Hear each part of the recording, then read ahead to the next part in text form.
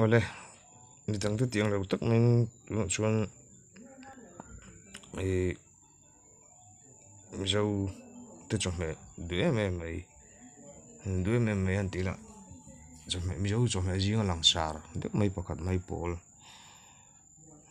Hriselna le Damdawi dan athatna saidona chuan MIZO Cawhmeh an tila vai te pawh hian an duin vai lo te pawh hnam dang te pawh hian an du nga MIZO hnah thlak lo zinga chuanin vai hi an ei na sa a chuan ka hriat jing a chuan deuh mai a vai in an ei an kang tak ani chuan sangha nen ten kan pola sangha te lo pana lang pana kan pana de ma vai chuanin thil kan in ngai sang su ma chuan MIZO te an ei dan hi chu kan hriat chu kan chhum topa chumi baka trokte an thlak le kan chhum an chuan chui lo baka chuanin kan kang ve tho boka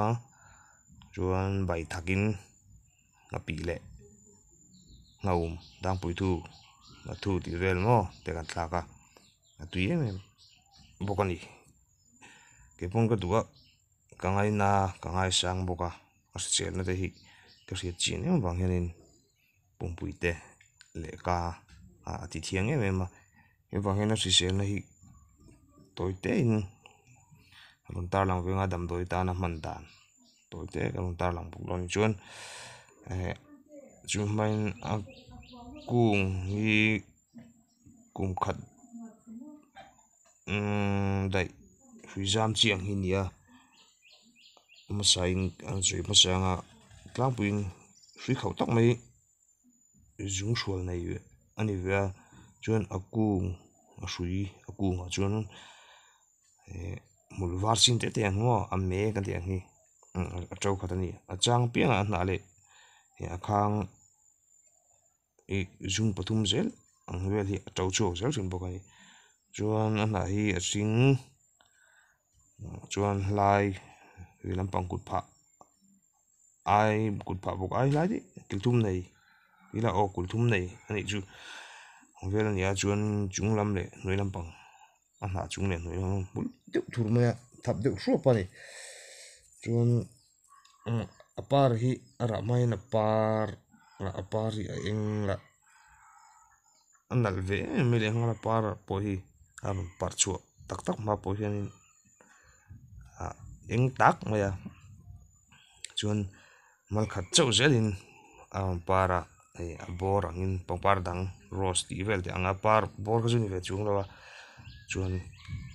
chumi a par chhungah chuanin a nu le a pa a nu chi le a pa chi a nu le a pa ani na kha a awm kawp ve ve bawk ani chuan a ra hi a mum sawl hin deuh tlangpui a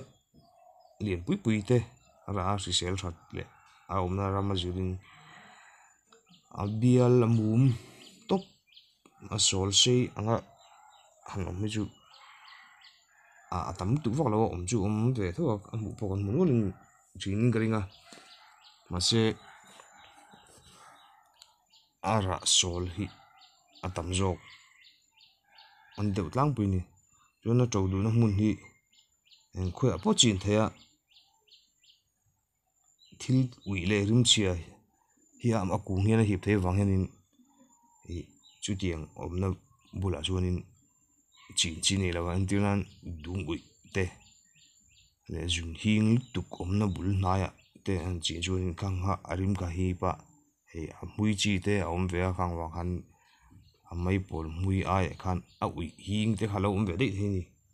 chuan kan chihna hmun kha hmun thiang him deuh te mangila a ra khan a tui ve kha ni chuan Damdawi a hman dan chu a par hi rawt sawma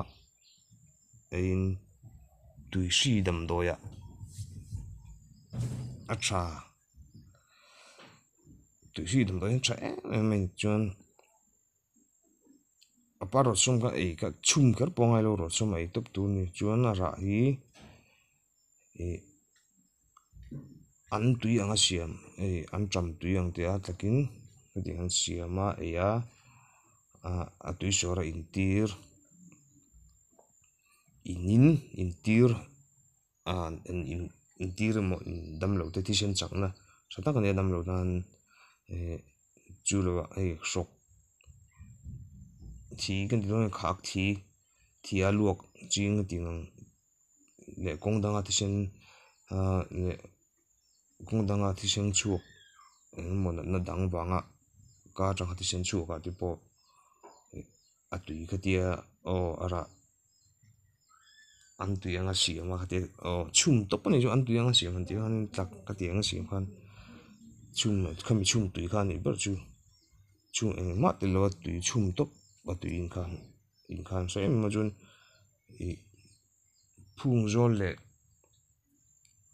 ril lo ma har san nei tan hianin a thave em hi mak ka til tu ka tak nei pung ka mu to hei chu an ei tir thina ma ti ra chun mak ka ti ang ko ma se phung zol kai kan ti ya moi che lo phung zol mi zo ten kan thil pu an soi zau lo la te phung zol an ti an thil pu hi a moi lo thei ka til tu ka kai ka ti ten hen dang lam lo tu ra ka nga ya ti nga ta khanin a hela ka ti han ei te a rot so ma tu in a tak te lo po han kha a cha thau ni chuan amu po kha thal vele zela dam do ya rul hu ti tlang nan mang chin ni amu kha an dola ei mai chi tiang mai chi chu tiat chi lo na amu ha chun ti khan amu kha an dola a tam po dola ngai lo muli nga vel ha a te a dola nu ma dola har se lo se ke po khanin atui lo na ham chung lo ni ha rul hut no pang rul hut pai te puting apo ma se tu na chuan rul pai an tam vak an nom vak to lo ma se I sei tu ri chu an lom tho ni chuan a top bera chuan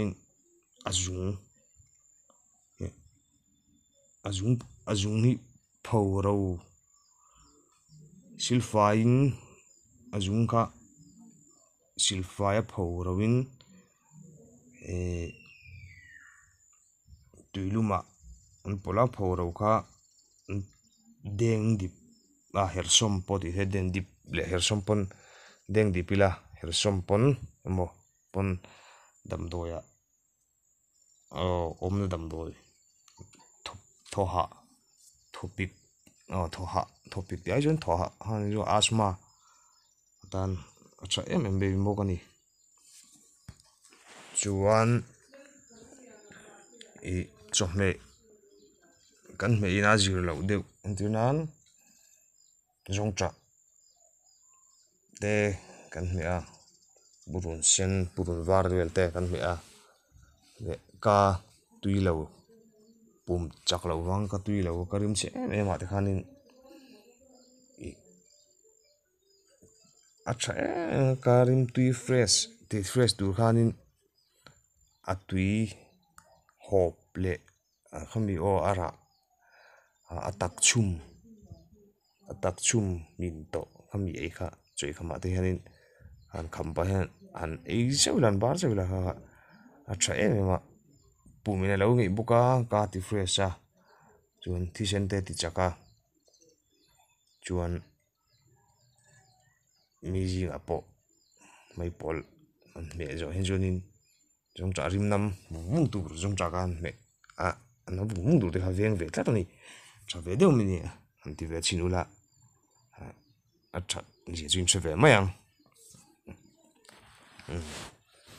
yan du tok potang tun tan chuan nakin le a le pe ka chuan adang eng lampang chinge purun sen te emo beliang ti dei te purun var ti te zapan hlo lampang ramhmul dam doi lampang chi Hriselna tan tha kha chi sang sang a thei sam chuanin ron ap kan tumanga amai ro chu a thalak a video mo ti thei lo turang chi ang hi chu ron sei lo ron ti lo hi sam hi ka duma se a tha ve tho bok se pum na dam doi an tiunan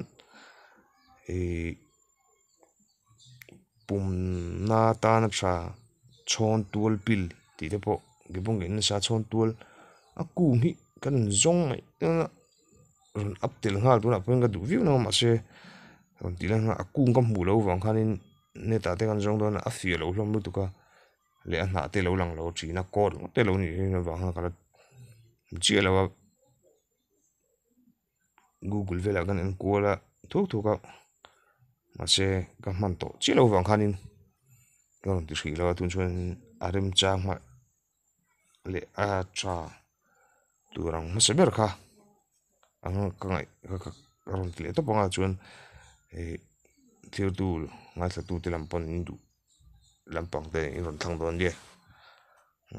zawain mang cha mutui man no vek ule